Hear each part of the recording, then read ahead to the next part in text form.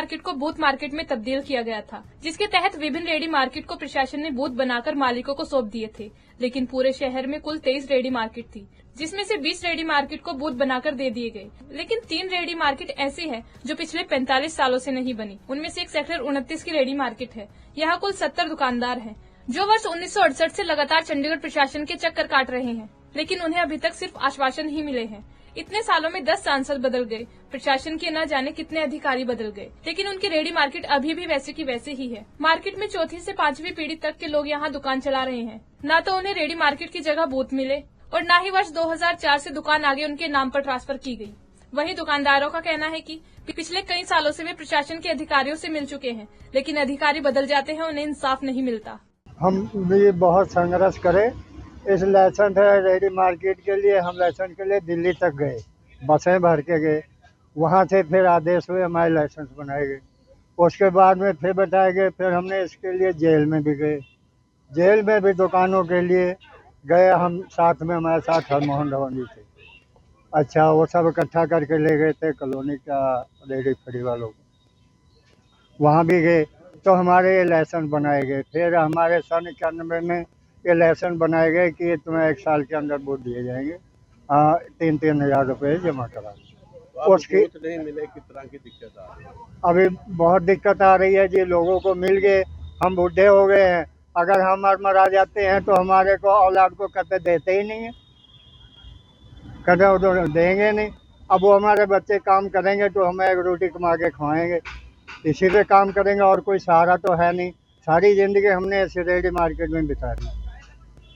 अब सरकार से मैं कह रहे हैं हमको दुकानें दे दो, हमारे हक बनता है। हमने 3-3 हज़ार रुपये दिए, बाकी लोगों को दे दिए। 4,000 बूथें बनी थी, ये रेडी मार्केटों के लिए बनवाई गई थी कि 4,000 दुकानदार, 4,000 लाइसेंस बने थे कि इनको बना के साल में वोट दिए जाए।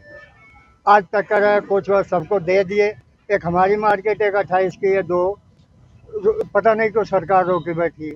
यहाँ पे हमारी दुकान यही 45 साल हो गए सर हमारी दुकान को। उस पर हमें कोई वो नहीं है। डेथ सर्टिफिकेट का हमारा था ट्रांसफ़र। मेरे दादी ससुर जी हैं, वो एक्सपायर हो गया, और जो मेरे ससुर जी है वो भी एक्सपायर हो गया। सर ये दुकान हमारे अभी तक नाम नहीं हुई है। मेरी दादी सास जो कि इतने टाइम से इस दुकान पर बैठी हुई हैं, अब वो कहाँ जाएंगी? उनके नाम सर्टिफिकेट अभी तक नहीं हुआ। हमने कितनी बार संघर्ष कर लिया, कितनी बार जाके यहाँ पे चक्कर काट लिया, अभी तक कुछ हमारा हुआ ही नहीं है। ऐसा क्यों सर?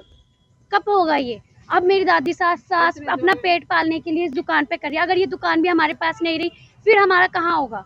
कहाँ गुजारा बसारा होगा? ये बताइए हमें। सरकार से हमारी यही मांग है, जेल भी जाए, सब कुछ जाए। अब इससे ज्यादा और क्या चाहिए सरकार को हमसे? मुझे ये नहीं समझ आ रहा। कितनी मुश्किल है एक औरत को संघर्ष करना। अब आप देख लो कि है ना, जो जाते हैं, जो कर रहे हैं, वो नहीं हो पा रहा है। यहाँ पे यही दुकान है हमारा तो पेट पालने के लिए, और कोई है क्या साधन? कुछ नहीं है। मेरे ससुर नहीं है, मेरे दादी ससुर नहीं है, मेरी सास कहाँ से करेगी? अब मेरी दादी सास कहाँ से कर रहे हैं? वो अपना पेट पाल रहे हैं, हमारा भी कर रहे हैं, सबका कर रहे हैं। कहाँ से करेंगे लाके? अगर ये दुकान ही नहीं रही तो हम कहाँ से करेंगे? कुछ तो ऐसा करो सरकार कि हमारी दुकान तो हमारे नाम हो। आगे वो चले गए, ये तो कुछ कर पाए हमारे लिए। हम भी कहाँ जाएंगे? हमारा भी फ्यूचर है। किसको बोले, कहाँ बोले? जिसको ऊपर बोलती हैं वो लोग बोलते हैं वो उसको बोलो, वो कहते हैं हमारे ऊपर कोई बात नहीं है, उनसे बात करो। किससे जाके बात करें हम? मुझे ये नहीं समझ आ रहा, कब तक बात करेंगे? मार्केट के कितने लोग हैं? क्या वो पागल हैं यहाँ पे बैठे हैं? मतलब हमेशा यही चीज कब तक सर, कब तक? डर है कहीं रोजगार ना चाहिए। सर डर तो सबको होता है, मुझे ही नहीं, इन सबको है। जो यहाँ पे इतनी पब्लिक खड़ी है, सबको डर है कि उनका रोजगार ना छिन जाए। सबको है, इतने सालों से जो संघर्ष कर रहे हैं, खड़े हैं, सबको है। कब तक? मेरी सरकार से यही मांग है, जिसको जो चाहिए, जैसे ट्रांसफर है, 10 सर्टिफिकेट है, सबको अपना रोजगार चाहिए।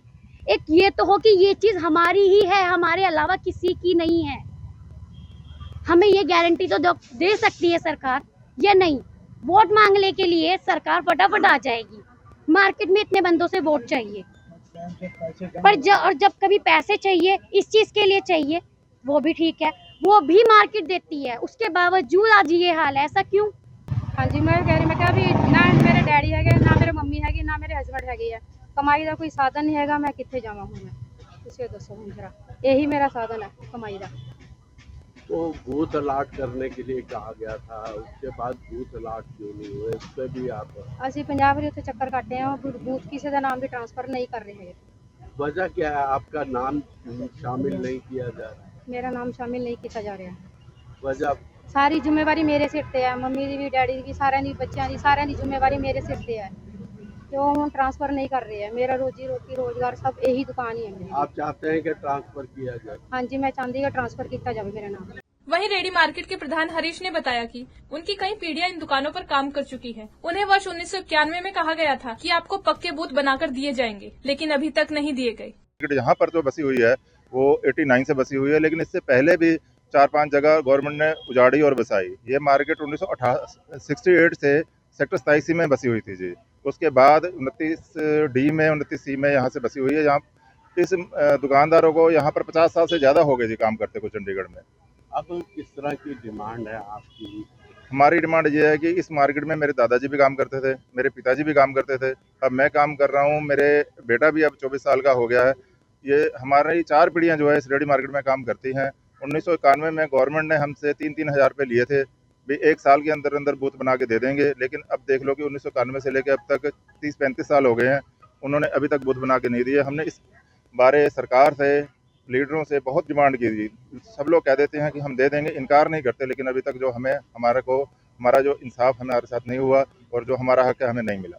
सर, डेथ क्लेम के बारे में भी आप बोल रहे हैं। हाँ जी, ये पहले क्या होता था, 2004-5 से पहले जिन दुकानदार की डेथ हो जाती थी उनके वारिस जो थे उनके नाम ट्रांसफ़र हो जाते थे, लेकिन 2004 या 5 के बाद जितने भी डेथ केस हैं, हमारी मार्केट में भी 30-35 दुकानदार ऐसे हैं जिनकी बूथ का इंतजार करते करते डेथ हो चुकी है।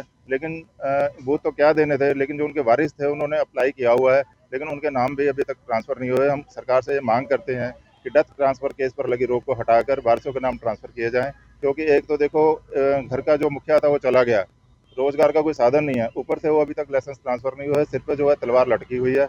हम ये चाहते हैं कि जल्द से जल्द जो डेथ ट्रांसफ़र केस पर रोक लगी हुई है उसे हटाकर वारिसों के नाम ट्रांसफ़र किए जाएँ और स्थायी जगह दी जाए।